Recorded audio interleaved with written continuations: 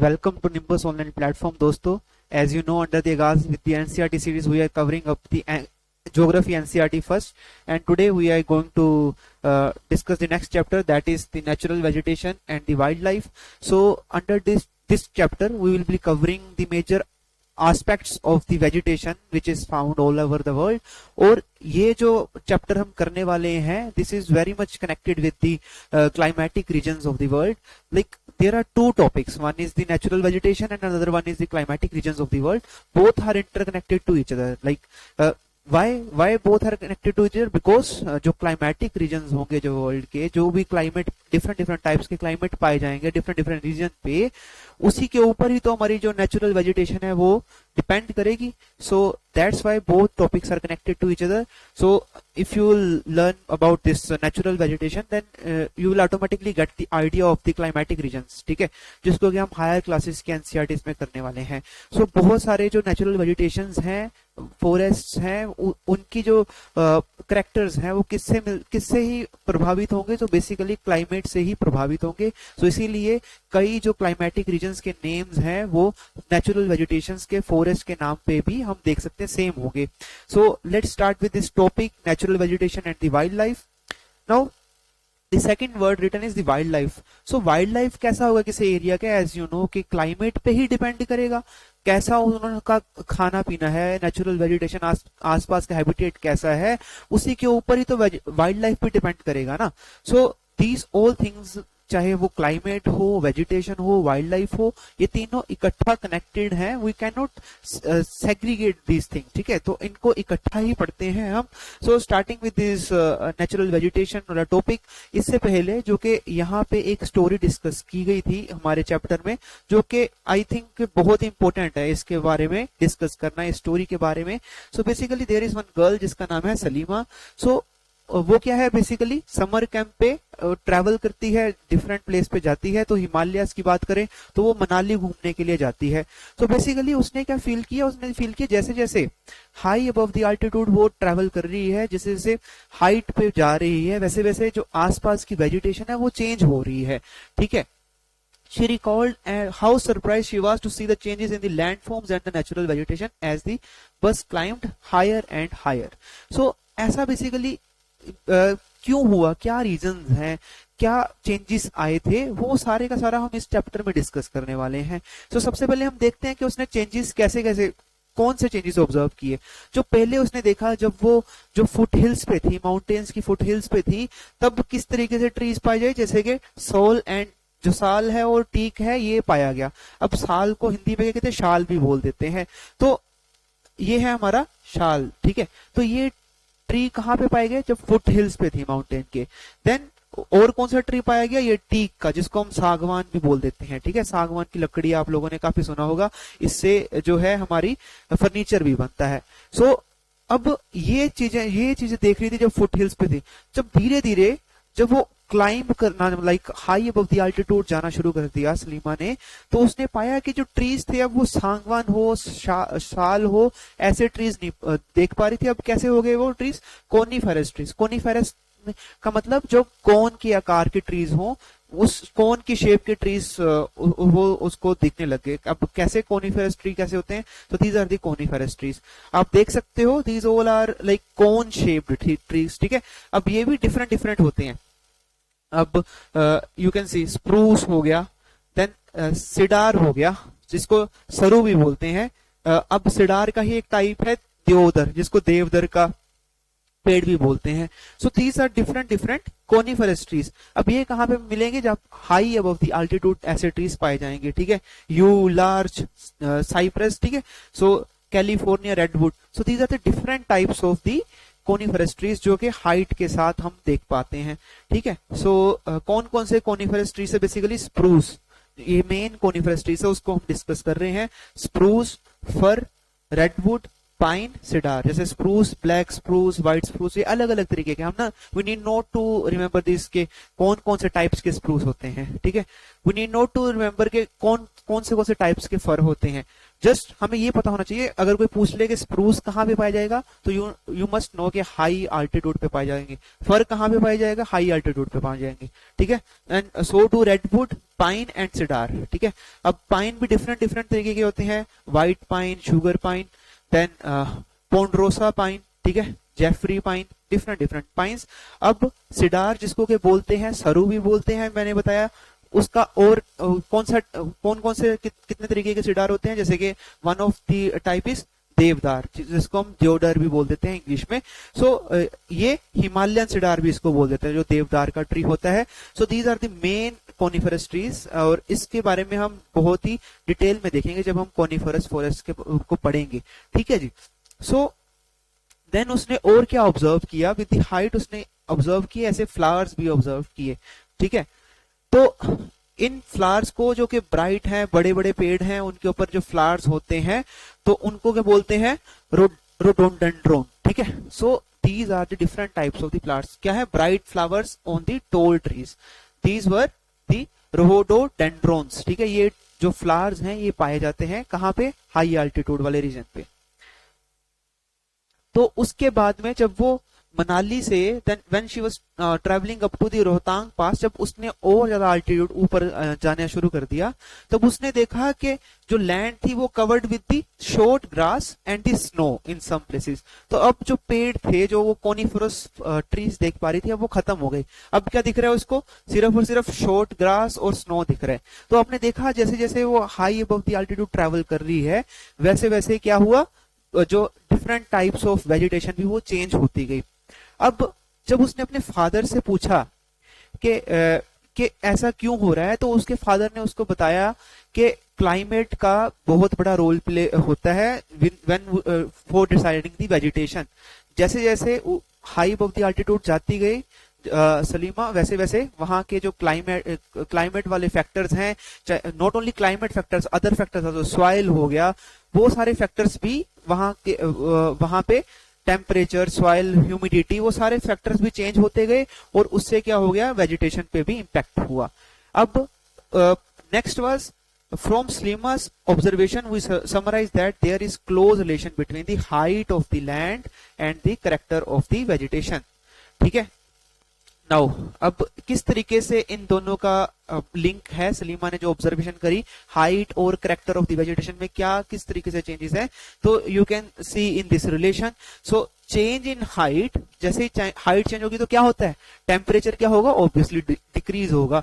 So changes the temperature and the moisture, तो moisture content भी है, लेवल भी, वो भी चेंज होगा, और उससे क्या होगा, क्लाइमेटिक चेंजेस आ जाती हैं। क्लाइमेट क्या है, यही तो है, टेम्परेचर चेंज ही तो क्लाइमेट है। सो उससे क्या होगा, जो changes in the natural vegetation. And height के साथ और क्या चेंज हो रहा है, changes in the slope and the thickness of the soil. जैसे कि मैंने बताया कि सॉइल पे भी डिपेंड करेगी वेजिटेशन, सिर्फ और सिर्फ टेम्परेचर, मॉइस्चर पे नहीं डिपेंड करेगी, सॉइल पे भी डिपेंड करेगी कि कैसी सॉइल है वहां पे। अब जब हम हिली रीजन्स की बात करते हैं तो वहां पे थिन लेयर ऑफ सॉइल होती है, ठीक है। क्यों, क्योंकि वो स्लोप पे पाई जाती है। स्लोप पे क्या कोई चीज खड़े रह सकती है, नहीं, वो क्या है, स्लाइड डाउन कर जाएगी जो भी सॉइल होगी। इसलिए वहां पे अगर हम हिली रीजन्स की बात करें, वहां पे थिन लेयर ऑफ सॉइल पाई जाती है। क्यों, क्योंकि स्लोप भी बहुत बड़ा रोल वहां पे प्ले करती है, ठीक है। So these are the different factors जो कि किसको इंपैक्ट करते हैं, changes in the natural vegetation when we go above the altitude, ठीक है। अब जब उसकी फादर के साथ डिस्कशन हुई, उन्होंने ऐसा बताया है कि सिर्फ और सिर्फ हाइट के साथ ही चेंजेस नहीं आते, अगर वो लैटिट्यूड में चेंज आता है तब भी जो है हमारे डिफरेंट वेजिटेशन पे चेंज आते हैं। लैटिट्यूड से क्या मतलब है, लैटिट्यूड से हमारा ये मतलब है कि जैसे ही इक्वेटर से नॉर्थ पोल की तरफ जाएं, इक्वेटर से साउथ पोल की तरफ जाएं, तब भी जो प्लेसेस हैं डिफरेंट डिफरेंट कंट्रीज में जो है वेजिटेशन जो है हमारी चेंज होती जाती है। The thing is our India is blessed country कि हमारे इंडिया में चाहे हमें लैटिट्यूडनल हाई अबव जाने की जरूरत ही नहीं, हमारे इंडिया में ही ऐसी सारी की सारी जो हाई लैटिट्यूड वाले रीजन्स पे जो भी कंडीशन वेजिटेशन पाई जाती है, हमारे इंडिया में भी पाई जाती है अगर हम हिमालयस की बात करें। So anyways coming back to the topic, so जब उन्होंने फिर अपने क्या कहते हैं, ये थी story of the Salima and the father, जिन्होंने वो बताया कि लैटिट्यूड के साथ भी जो चेंजेस आती ही हैं। अब लैटिट्यूड के साथ चेंजेस क्यों आती हैं, वो हम जब ये natural vegetation, different types of natural vegetation को डिस्कस करेंगे तब आपको ये चीज समझ में आ जाएगी। नाउ स्टार्टिंग विद दिस, तो सबसे पहले हम बात कर रहे हैं नेचुरल वेजिटेशंस की, ठीक है। अब नेचुरल वेजिटेशन, आप सबसे पहले तो इसकी तरफ आप एक नजर करेंगे, क्यों, क्योंकि ये इसी जो है इसी सब हेडिंग्स के को ही हमने डिटेल फॉर्म में आज पढ़ना है इस लेक्चर्स में और अपकमिंग लेक्चर्स में।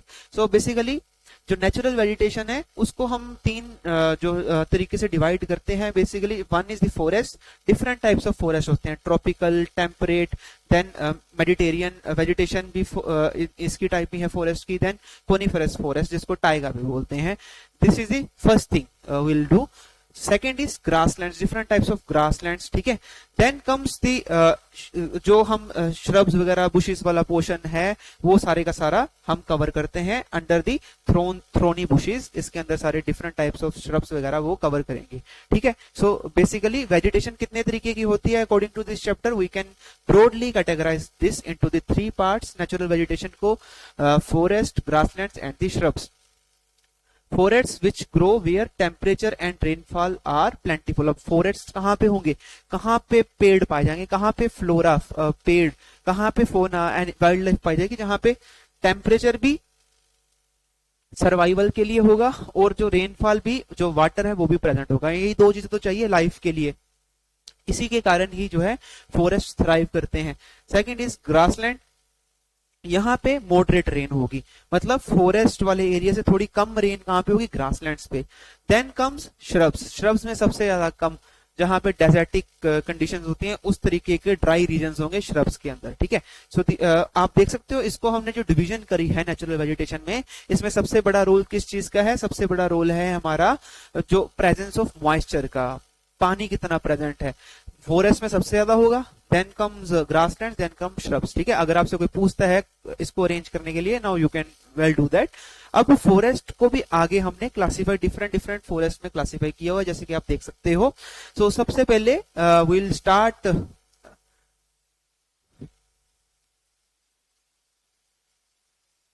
With this forest, different types of forest, जो कि ये तो वही स्टोरी है जो मैंने बताई सलीमा और उसके फादर की। देन दिस फॉरेस्ट की अगर हम बात करें, बेसिकली सबसे पहले बात करते हैं ट्रॉपिकल फॉरेस्ट की।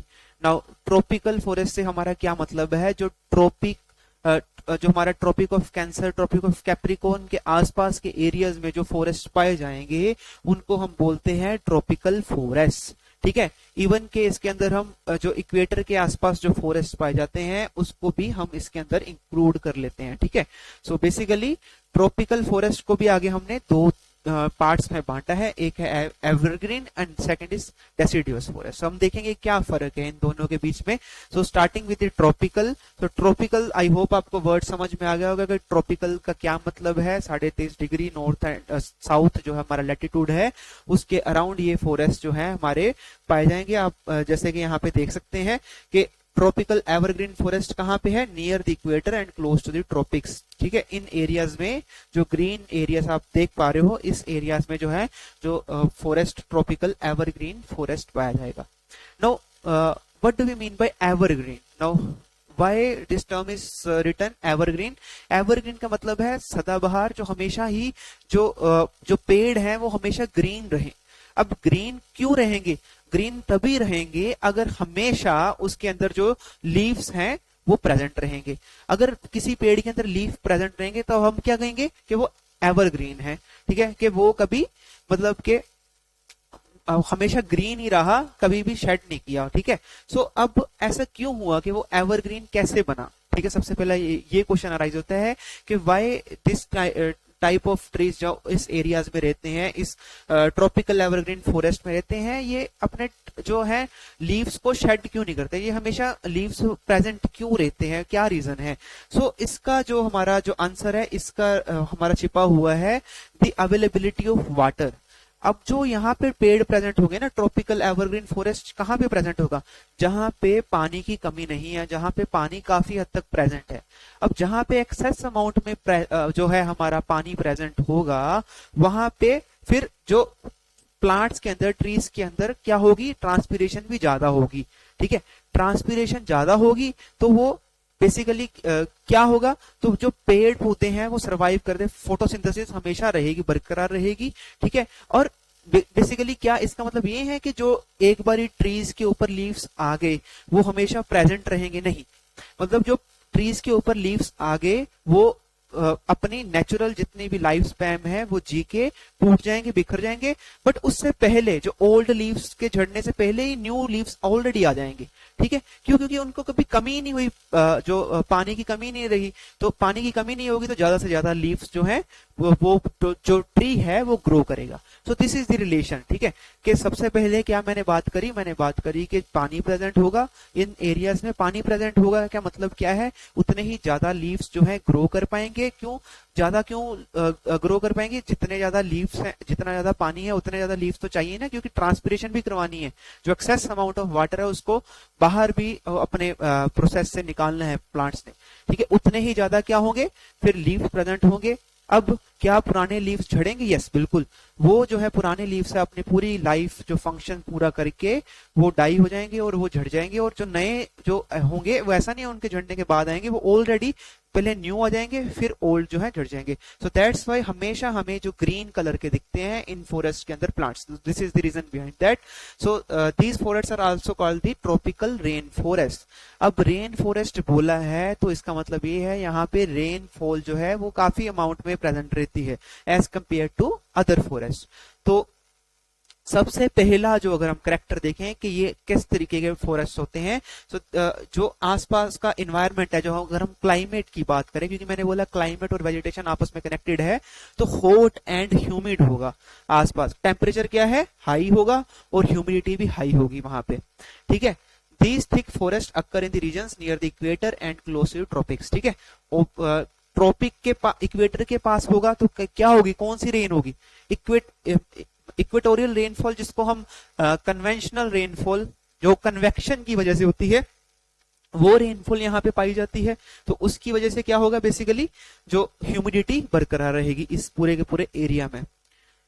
सो these will keep on receiving the rainfall। क्यों, क्योंकि यहाँ हमेशा यहाँ पे सन प्रेजेंट रहेगा ही रहेगा। और हॉट क्यों है, क्योंकि आपको पता है कि जो ये एरिया होता है, जो इक्वेटर के आसपास वाला एरिया, ट्रॉपिक ऑफ कैंसर और ट्रॉपिक ऑफ कैप्रिकॉर्न के बीच वाला एरिया, जिसको हम टोरिड जोन बोल देते हैं, उसके अंदर जो है हीट सरप्लस एरिया बोला जाता है उसको, क्योंकि जो सन है हमेशा जो है इनके इस एरिया के ऊपर प्रेजेंट रहता है। अगर हम टेम्परेट रीजन के रिस्पेक्ट में देखें, तो टेम्परेट या फ्रीजर जोन के रिस्पेक्ट में देखें। सो दिस इज फर्स्ट थिंग जो हमने यहाँ पे डिस्कस करी, इसका करेक्टर क्या है, hot and humid. Now second thing is, as there is no particular dry season the trees do not shed their leaves all together. इसके बारे में हमने पहले ही डिस्कस किया कि why don't this shed their leaves. अब बेसिकली ट्रीज कब शेड करते हैं, ट्रीज तब शेड करते हैं लीव्स जब उनको लगता है कि यहाँ पे गर्म मौसम है, ड्राई मौसम है, और अगर ट्रीज प्रेजेंट रहेंगे तो उतना ही ज्यादा वाटर का लॉस होगा। तो उस वाटर के लॉस को बचाने के लिए ट्रीज क्या करते हैं, अपने लीव्स को तोड़ के फेंक देते हैं।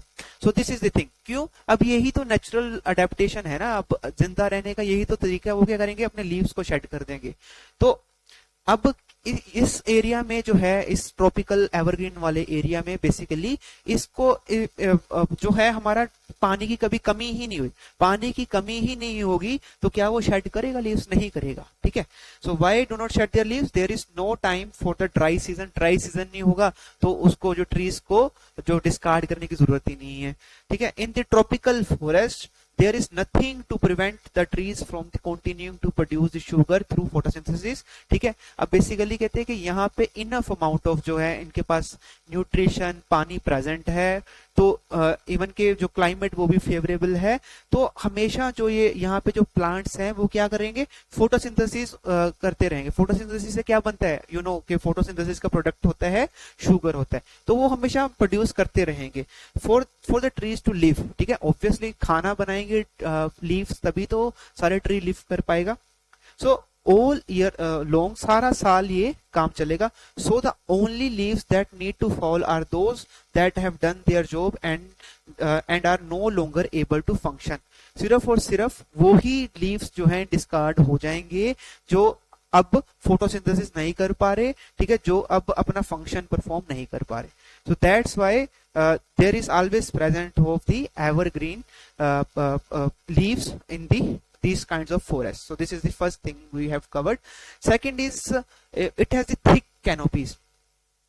अब why there is thick canopies, क्या रीजन क्या है? canopies क्या होता है बेसिकली कि just imagine the situation कि जो ये, क्योंकि यहाँ पे जो ट्रीज हैं बहुत ही क्लोजली स्पेस्ड है, मतलब एक ट्री के साथ ही दूसरा ट्री प्रेजेंट है, ठीक है. इसके कारण जो है जो कैनोपीज होता है एक काइंड ऑफ जो ट्री का कवर, जो अपर कवर होता है, जो ट्री का काइंड ऑफ आप कह सकते हो अम्ब्रेला काइंड ऑफ, जो ट्री के जहां पे लीव्स प्रेजेंट होते हैं. So that is the canopy, जो हेड ऑफ द ट्री है. अब क्योंकि इतने पास पास ट्रीज प्रेजेंट हैं तो सारी के सारे जो है roof of you can say the all the trees, these are very densely cover the whole the forest, और उसको बोलते हैं थिक कैनोपीज, ठीक है. So the thick canopies of the closely spaced trees do not allow the sunlight to penetrate inside the forest even in the day time. Now before covering this fact, अब क्यों basically thick canopies क्यों है, मतलब इतना ज्यादा thick canopies क्यों है basically, क्योंकि ट्रीज जो है बहुत ही क्लोजली स्पेस्ड हैं, एक ट्री के साथ दूसरा ट्री साथ में जुड़ा हुआ है. So this is the region in जो एरियाज में जो कैनोपीज हैं वो थिक पाई जाती है और डेंसिटी काफी ज्यादा हाई है, ठीक है. This is the one thing. Second thing, अब थिक कैनोपीज है मतलब कि जो फॉरेस्ट है बिल्कुल ऊपर से जो है लीव स्टेम से कवर्ड है, मतलब क्या जो प्लांट है उसके फुट तक कोई या जमीन तक कोई लाइट पहुंच पाएगी? नहीं, सनलाइट पहुंच ही नहीं पाएगी. क्या रीजन है बेसिकली, क्योंकि ऊपर से तो सारा कवर्ड है. अगर ऊपर से लीव स्टेम से कवर्ड है तो नीचे जो है क्या सनलाइट पेनिट्रेट कर पाएगी? नहीं कर पाएगी, ठीक है. तो जस्ट इमेजिन नीचे कैसी सिचुएशन होगी, नीचे अंधेरा क्या होगा, ज्यादा होगा. मतलब अगर हम पेड़ों के नीचे, अगर हम जंगल की बात करें तो इन तरीकों के जंगल में अंधेरा ज्यादा होगा, ठीक है. और ऐसा लगेगा जल्दी अंधेरा होगा, जल्दी जो है सूरज छिप गया. क्यों? क्योंकि सन जो है वो पेनिट्रेट ही नहीं कर पाएगा लाइट को. सो this is the next character जो हमने डिस्कस किया. अब इन अगर पेड़ों की बात करें तो हमने देखा कि इनके अंदर जो इन फॉरेस्ट की बात करी हमने, यहाँ पे access amount of water present है. अब जो एक्सेस अमाउंट ऑफ वाटर जो पेड़ों को मिला, अब उन्होंने निकालना भी तो है ना कहीं, तो ट्रांसपिरेशन उतनी ही ज्यादा होगी. अब ट्रांसपिरेशन ज्यादा करने के लिए भगवान ने इनको क्या दिया, जो लीव्स हैं वो ब्रॉड लीव्स दे दिए. अब जितना ज्यादा ब्रॉड लीफ होगा उतना सरफेस एरिया लीफ का ज्यादा होगा, जितना सरफेस एरिया लीफ का ज्यादा होगा उतनी जो है ट्रांसपिरेशन ज्यादा होगी, ठीक है. उतनी जो है वाटर लॉस ज्यादा कर पाएगा वो जो ट्री है. तो इसलिए जो इन तरीके के जो ट्रॉपिकल फॉरेस्ट होते हैं इनके जो लीव्स क्या होते हैं, ब्रॉड होते हैं, ठीक है. So excess amount of water present, so broad leaves provide the large surface area to the water to get evaporates, ठीक है. So this is the next character of this kinds of the forest. Now, the next one is epiphytes are present in these kinds of the forest. Now, what are the epiphytes basically? So, जैसे मान लो कि कोई एक toll tree है, ठीक है. अब toll क्यों है ट्री? क्योंकि आपको पता है कि मान लो कि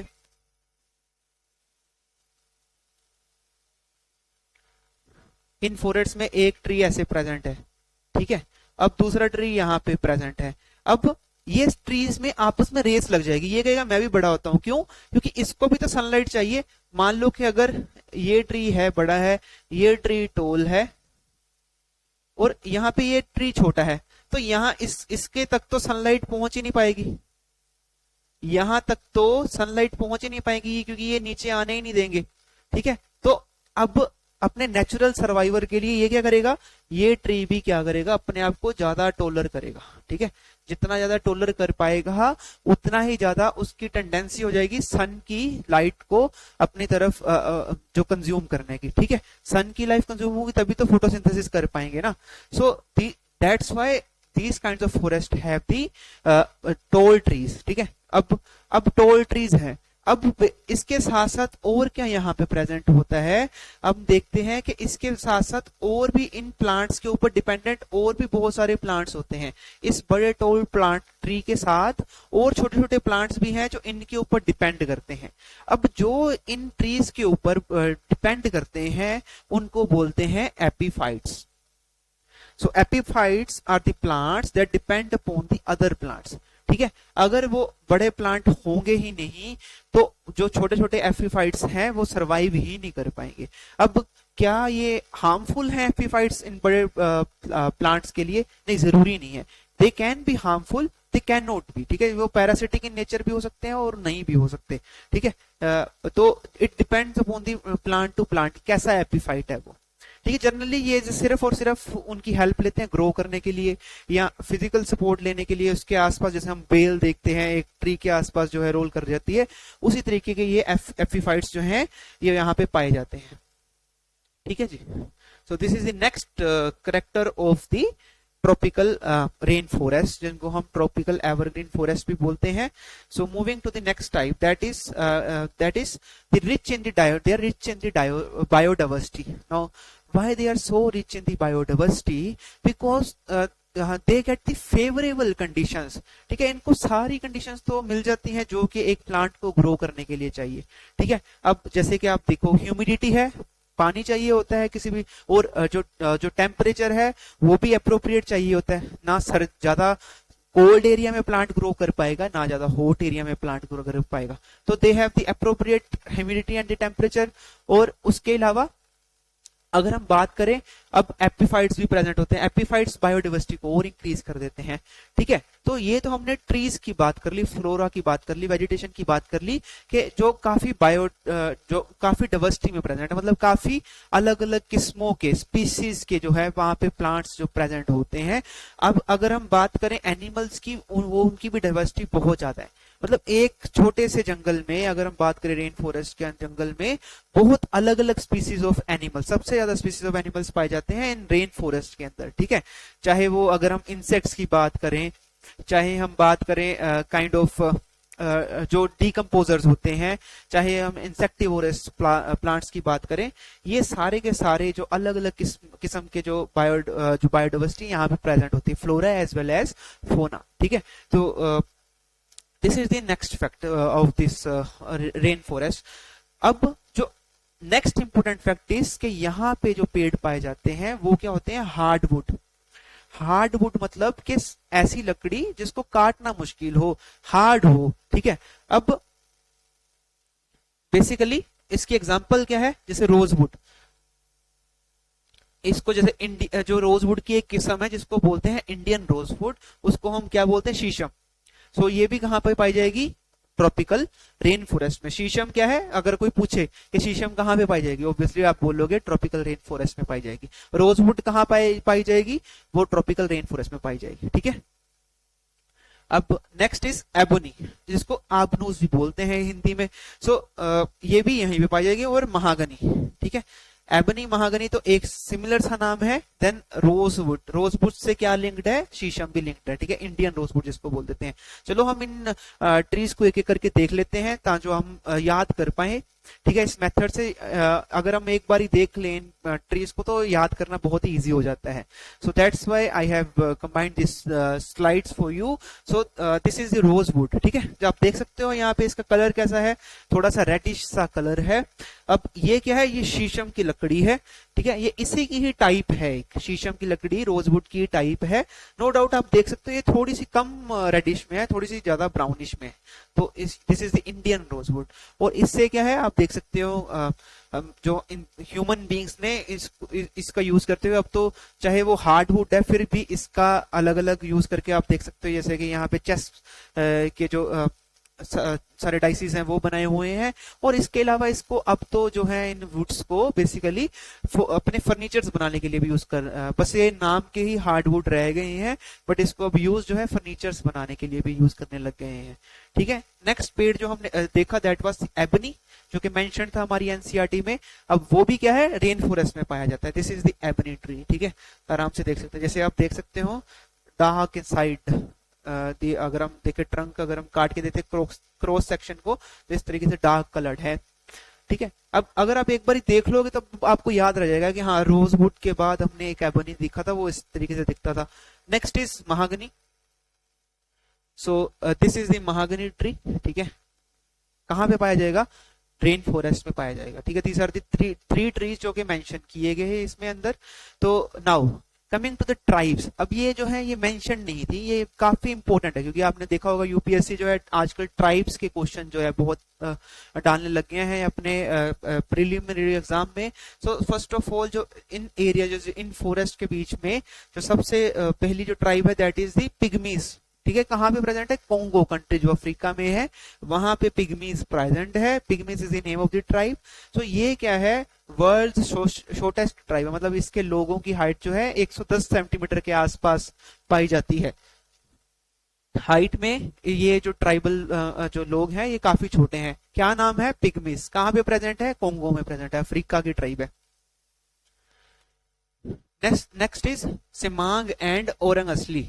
ठीक है, सेमांग एंड ओरंग असली। सो बेसिकली ओरंग असली एक ऐसी ट्राइब है जो कहां पाई जाती है? मलेशिया के बीच पाई जाती है। कहां पे?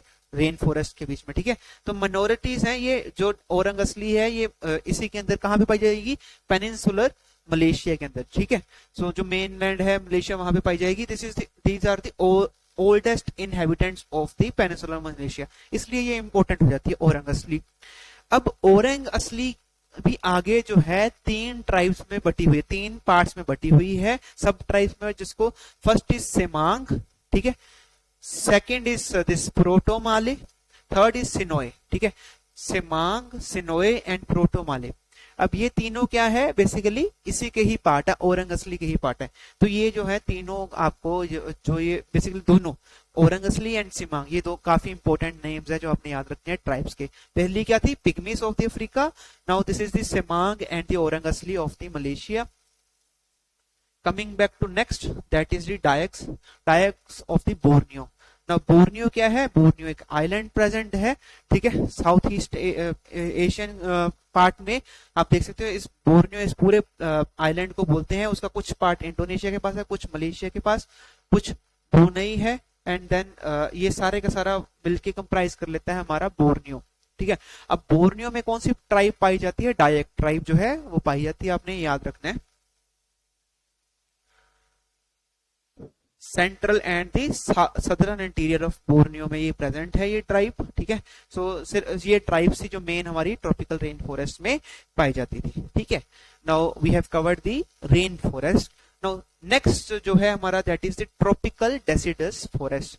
अब ट्रॉपिकल एवरग्रीन में क्या था? जहां पे रेन पाई जाती थी। ठीक है, अब नेक्स्ट इज जहां पे रेन थोड़ी कम प्रेजेंट होती है, जहां पे मतलब ऐसा कोई मौसम आता है जहां पे पानी नहीं होता, ह्यूमिडिटी नहीं होती, वहां पे मॉइस्चर कंटेंट कम होता है, जिसके कारण जो है वो ट्रीज जो है अपने लीव्स को शेड कर देते हैं, इसीलिए उसको डेसिडियस बोला जाता है। ठीक है, जब भी डेसिडियस वर्ड आए उसका मतलब ये है कि ट्रीज क्या है? अपने लीव्स को शेड करेंगे। So these are found in the large part of India, Northern Australia and in the Central America. ठीक है, इंडिया के अंदर मतलब आप कह सकते हो कि मेजोरिटी ऑफ द फॉरेस्ट जो है डेसिडियस फॉरेस्ट पाया जाता है हमारे इंडिया के अंदर।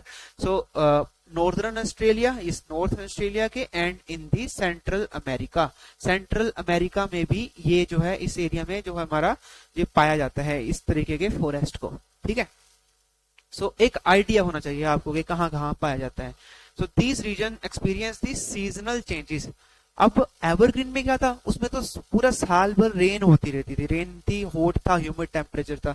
यहाँ पे क्या है? सीजन चेंज होंगे। एक ऐसा सीजन जरूर आएगा जिसमें जो है वो ड्राई होगा और उसमें क्या है जो ट्रीज है अपने लीव्स को शेड करेंगे। तो tree shed their leaves in the dry season. Why they shed their leaves? Obviously to conserve the water.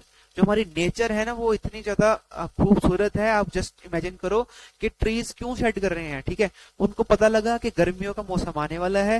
ठीक है, अगर ज्यादा लीव्स होंगे तो ज्यादा ट्रांसपिरेशन होगी और ज्यादा वाटर का लॉस होगा, तो ट्रीज ने क्या किया? अपने जो लीव्स के उनको थ्रो कर दिया। ठीक है, डिस्कार्ड कर दिया कि नहीं, हमें आपकी जरूरत नहीं है।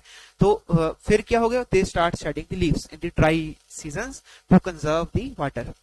ठीक है, Next is the hardwood trees found in these forests are sal, teak, neem and शीशम. वेरी इंपॉर्टेंट कि अब नेक्स्ट क्वेश्चन अराइजेस किस तरीके के जो है हमारे जो है ट्रीज पाए जाते हैं. ट्रॉपिकल रेन फॉरेस्ट में भी हार्डवुड थे, इसमें भी हार्डवुड है. फर्क कौन सा है यहाँ पे? साल, टीक जो हमने इनिशियली देखे थे जब सलीमा जब जस्ट फुट हिल्स पे थी, ठीक है, जब मनाली जाने में फुट हिल्स पे थी तो साल, टीक उसने देखे थे. ठीक है, नीम एंड शीशम ये पाए जाते हैं. आप एक एक करके देख लेते हैं. ये है साल, वही जो हमने ऊपर देखा था.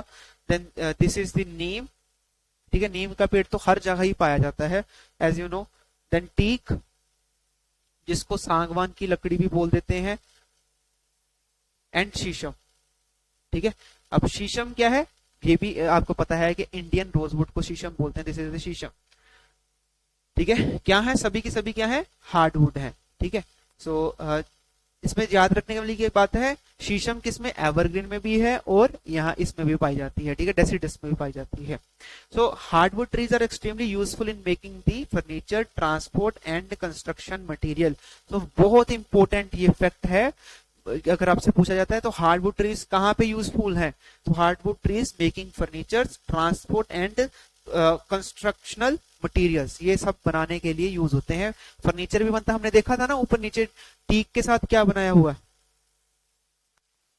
ये देखो, ये चेयर्स बनाई हुई हैं, डिफरेंट डिफरेंट ग्रेड्स की है. ये सुपीरियर है, ये थोड़ी सी कम है, ये उससे कम है. ठीक है, so these are the teak. ठीक है, सागवान की लकड़ी. ठीक है, वो क्या है? हार्डवुड है. मेकिंग फर्नीचर्स, देन ट्रांसपोर्ट के लिए भी यूज होती है, देन कंस्ट्रक्शनल मटेरियल्स में भी यूज होती है क्योंकि हार्ड है. ठीक है, तो जल्दी से टूटती नहीं है. So tigers, lions, elephants, langurs and monkeys are the common animals of this regions. ठीक है, जो कौन कौन से डेसिडस में कौन कौन से पाए जाएंगे? Tiger, Lions, elephants, langurs and monkeys. ठीक है, जैसे हम इमेजिन करते हैं जंगल्स, जो इंडिया के जंगल्स इमेजिन करते हैं, वहां पे हम इमेजिन करेंगे टाइगर्स और लायंस को. ठीक है, क्योंकि इंडिया में मैंने क्या बोला, मेजोरिटी ऑफ द फॉरेस्ट कौन से? डेसिडस फॉरेस्ट है. डेसिडस फॉरेस्ट है तो इंडिया को तो आपको पता ही है, इंडिया में तो टाइगर्स एंड लायन बहुत सारी प्रेजेंट है. ठीक है, उसके अलावा एलिफेंट भी हम जस्ट इमेजिन करते हैं तो इंडिया को साथ एलिफेंट भी एसोसिएट करते हैं क्योंकि एलिफेंट भी प्रेजेंट है. देन लंगूर्स एंड मोंकीज भी प्रेजेंट होता है. ठीक है, मोंकीज जब भी आप घूमने जाते हैं किसी हिल स्टेशन में तो आपको मोंकी जरूर दिख जाता है. ठीक है, तो जस्ट ये जो आपको कोई अगर आता है कि बताओ कौन कौन से जो है यहाँ डेसिडस में पाए जाते हैं, जो नॉर्मली एनिमल आपने सुने हुए हैं जैसे tiger, Lions, elephants, langurs, monkeys, वो सारे कॉमन एलिमेंट्स जो है यहाँ पे पाए जाते हैं इस रीजन के अंदर. ठीक है, सो हार्डवुड, यहाँ पे भी हार्डवुड, उसमें भी हार्डवुड थे.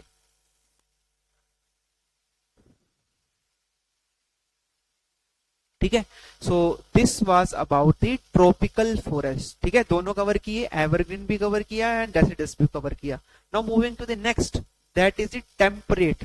अब क्या है, हम लैटिट्यूड में थोड़ा सा ऊपर को मूव कर गए. ठीक है, tropic of cancer, tropic of capricorn के ऊपर मूव कर गए हैं. ठीक है, सो वहां पे कैसी कंडीशन होगी? टेम्परेट में एक चीज तो पक्का पता है हमें कि जो टेम्परेचर है वो थोड़ा लो होगा. ठीक है, जो टेम्परेचर है वो लो होगा. ठीक है, अब ह्यूमिडिटी प्रेजेंट है या नहीं है वो सिचुएशन पे डिपेंड करेगा. Let's start with this. The most of the east and the northeast margins of the continents are covered by the temperate evergreen and deciduous trees. This is very important fact जो कि आपने इसको याद रख लेना है कि जो टेम्परेट रीजन के अंदर जो फॉरेस्ट है वो कहाँ पे पाए जाते हैं? East and the north east margin. ठीक है, किसी भी कॉन्टिनेंट के ईस्ट और ईस्ट नॉर्थ ईस्ट मार्जिन में ये पाए जाते हैं. ठीक है, सो वेरी इंपॉर्टेंट. ठीक है, अगर आपसे कोई भी पूछ ले कि ईस्ट साइड पे कोई आइडेंटिफाई करने की बात करे कि ईस्ट साइड पे कौन सा फॉरेस्ट है, तो ईस्ट साइड पे टेम्परेट फॉरेस्ट होगा. किसी भी लैंड मास की ईस्ट साइड पे टेम्परेट फॉरेस्ट होगा. ठीक है, this is the first thing जो आपने याद रखनी है टेम्परेट फॉरेस्ट के बारे में. Now coming to the first type of the temperate forest, that is the temperate evergreen forest. Now evergreen का मतलब क्या है कि वहां पे जो वाटर है वो मॉइस्चर, ह्यूमिडिटी कंटेंट जो है प्रेजेंट रहेगा. The temperate evergreen forests are located in the mid latitudinal coastal regions. ठीक है, अब मिड लैटिट्यूडनल का क्या मतलब है? अब यहाँ से आपको दिख जाएगा, पता लग जाएगा. मतलब टेम्परेट रीजन के जो रीजन को हम बोल देते हैं मिड लैटिट्यूडनल रीजन, ठीक है, यहाँ पे लिखा है ना middle latitude, so this is the mid latitudinal region जो ग्रीन वाला है। तो यहाँ पे ये फॉरेस्ट जो है हमारे जहाँ ज्यादा पाए जाते हैं, कहाँ पे, ईस्टर्न मार्जिन पे, ठीक है, या नॉर्थ ईस्टर्न मार्जिन पे या ईस्टर्न मार्जिन पे। सो कहाँ पे, और क्योंकि ये एवरग्रीन है तो पानी भी तो होना चाहिए ना, तो एवरग्रीन है मतलब कोस्टल रीजन से यहाँ पे पानी भी, कोस्टल रीजन पानी भी प्रोवाइड करेंगे इनको, ठीक है। So they are commonly found along the eastern margins of the continents, example south east USA, south China and south east Brazil. So this is it, ठीक है, south east USA, then Brazil, ठीक है, southern south east Brazil वाला area हो गया, ये south China वाला area हो गया, ठीक है। अब यहाँ पे क्या है, हमारे जो ये जो फॉरेस्ट जो मेनली पाए जाते हैं इन तीनों एरियाज में, ठीक है, नो डाउट और जगह में पाए जाते हैं, तो main majority of the forest यहाँ पे इन टेम्परेट जो है एवरग्रीन फॉरेस्ट यहाँ पे पाए जाएंगे। दिस इज साउथ चाइना सी, ठीक है, साउथ ईस्ट में ही है ऑलमोस्ट, पर इसको साउथ चाइना सी के आसपास होने की वजह से इसको साउथ जो है हम साउथ मानते हैं, साउथ ऑफ द चाइना मानते हैं इस एरिया को, ठीक है, जो कि हमेशा हमारा जो डिस्प्यूट में रहता है वो साउथ चाइना सी वाला एरिया, उसी के पास ये फॉरेस्ट पाए जाते हैं। और इसी एरियाज में, इसी एरिया के अराउंड है चाइना की काफी पॉपुलेशन जो है रहती है यहाँ पे, ठीक है, मेजोरिटी ऑफ द पॉपुलेशन इसी साइड पे रहती है, इस ईस्टर्न साइड पे रहती है चाइना की population. Anyways, so this was about the हमारा एवरग्रीन फॉरेस्ट, जो कि हमारा टेम्परेट एवरग्रीन फॉरेस्ट है। यहाँ पे क्योंकि कोस्टल एरियाज हैं, यहाँ पे कोई दिक्कत नहीं है पानी की, ठीक है, इसलिए एवरग्रीन है। They comprise of hard and soft wood like oak, pine and eucalyptus. अब ओक क्या है, हार्ड वुड है, पाइन सॉफ्ट वुड है, यूकलिप्टस क्या है, सॉफ्ट वुड है। सो आप ये यहाँ पे एग्जांपल देख सकते हैं हार्ड एंड सॉफ्ट वुड की डिफरेंट, ये इससे रिलेटेड नहीं है, मैंने सिंपली एग्जांपल्स इसलिए दिखाई है ताकि जो आपको आइडिया हो कौन सी हार्ड वुड है, कौन सी सॉफ्ट वुड है। हार्ड वुड के बारे में तो हमने ऊपर देखा ही, टीक, साल, शीशम, वो सारी क्या थी, वो हार्ड वुड की एग्जाम्पल, रोज वुड जितनी भी हमने ऊपर करी वो थी हार्ड वुड। अब याद कैसे रखनी है, अब आपको हार्डवुड याद रह गई हो गई ना, जो बाकी सारी बच गई वो क्या है, वो सॉफ्ट वुड्स हैं। हार्डवुड याद होगी तो सॉफ्ट वुड को रिकॉग्नाइज करना तो बहुत इजी है, बाकी जो भी रह जाएंगी वो है सॉफ्ट वुड है, ठीक है। सो पाइन, ठीक है, यूकलिप्टस, ये हैं सॉफ्ट वुड्स हैं। तो मिक्स्ड काइंड ऑफ यहाँ पे जो है वुड प्रेजेंट है। सो सबसे पहले starting with this oak, this is the hardwood, this is the oak tree. Oak tree के सीड्स कैसे होते हैं, नट्स जो होते हैं इस तरीके से आप देख सकते हो। ये जो शेप है आपने कार्टून्स में बहुत देखी होगी, जनरली कार्टून्स में दिखाते हैं कि स्क्विरल इसको ईट कर रही होती है। स्क्विरल या तो इसको या अखरोट या इस तरीके के नट्स को ही कंज्यूम करती है। सो दैट्स वाई आपको ताकि याद रह जाए कि ओक कहाँ पे प्रेजेंट होगा, ओक इसी एरिया में जहाँ पे स्क्विरल आप ये ऐसे कार्टून्स में देखते हैं, टेम्परेट एरिया में, जहाँ पे कोस्टल एरिया है वहां पे ही प्रेजेंट होगा। This is the oak tree, ठीक है, तो ये याद रखना आप। Next is this is the pine, ठीक है, पाइन जो है ये काइंड ऑफ कॉनिफरस है, ठीक है, क्योंकि टेम्परेट एरियाज में टेम्परेचर लो भी होने लग जाता है, तो लो होने की वजह से थोड़ा सा कॉनिफरस है, क्योंकि यहाँ पे पॉसिबिलिटी है स्नो की। Then eucalyptus, this is the eucalyptus tree, आप देख सकते हैं, ठीक है। So tall trees, these are the eucalyptus trees. Okay, so this was about the temperate evergreen forest, ठीक है। ट्रॉपिकल कर लिए कवर दोनों, अब टेम्परेट का फर्स्ट हो गया, टेम्परेट का second, that is the temperate deciduous forest. अब ये क्या है, ये प्रेजेंट है हायर लैटिट्यूड में, मतलब के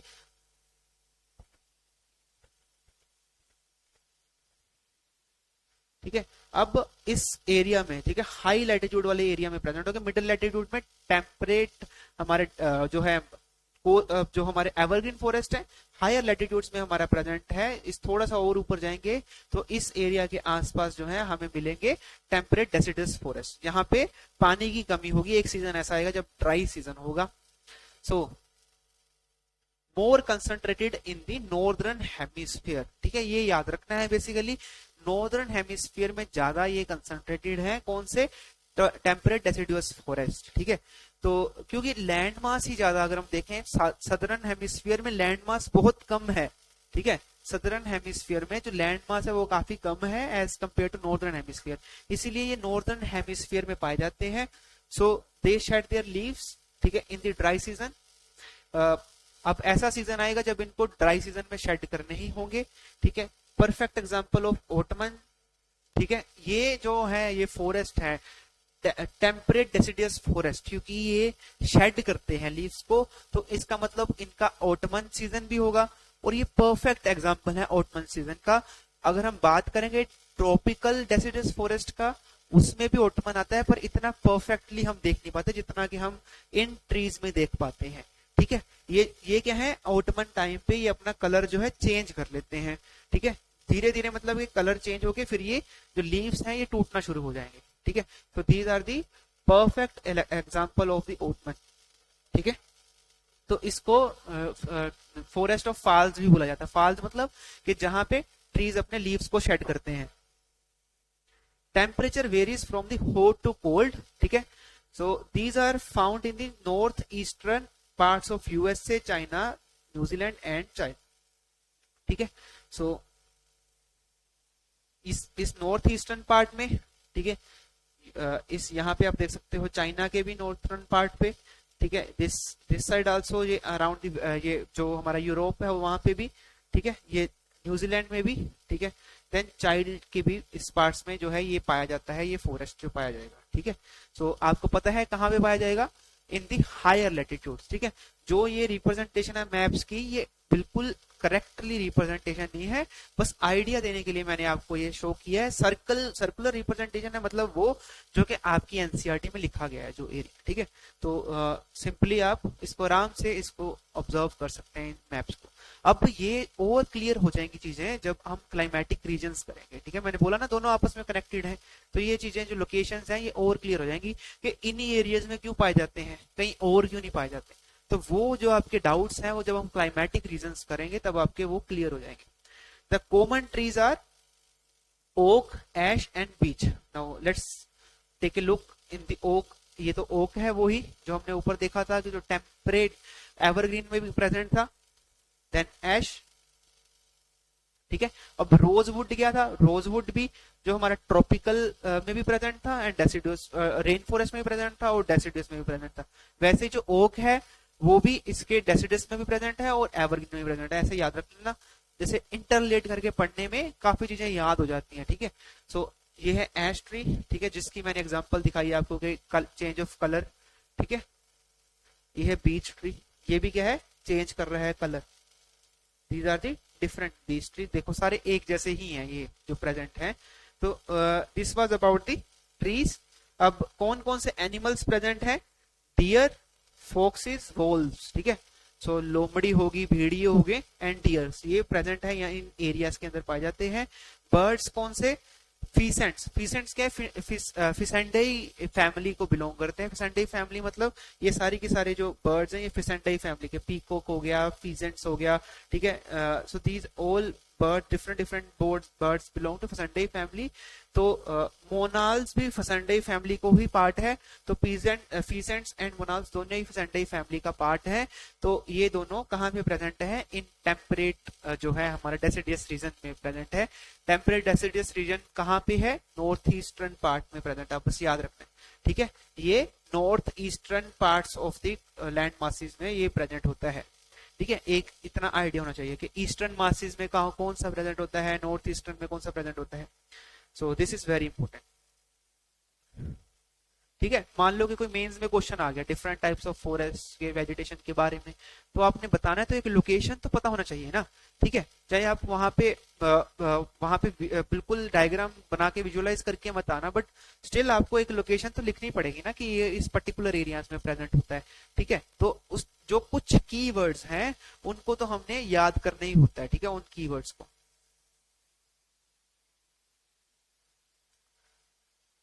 okay, so we have covered the temperate and the tropical forest till now, ठीक है. इसके आगे हम जो है और जो है फॉरेस्ट को कवर करेंगे.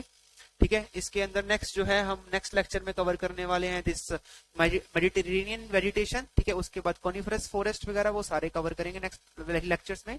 I hope you enjoyed watching this different types of forest and vegetation जो हमारे वर्ल्ड में पाई जाती है, और different kinds of trees and animals जो हमें देखने को मिल रहे हैं। So will continue with this. So thank you for watching the video, and wait for the next lectures so that this chapter gets complete. So we'll start with this Mediterranean vegetation. So do like and subscribe our channel. So press the bell icon also, and just so that you get the updates. Thank you all of you.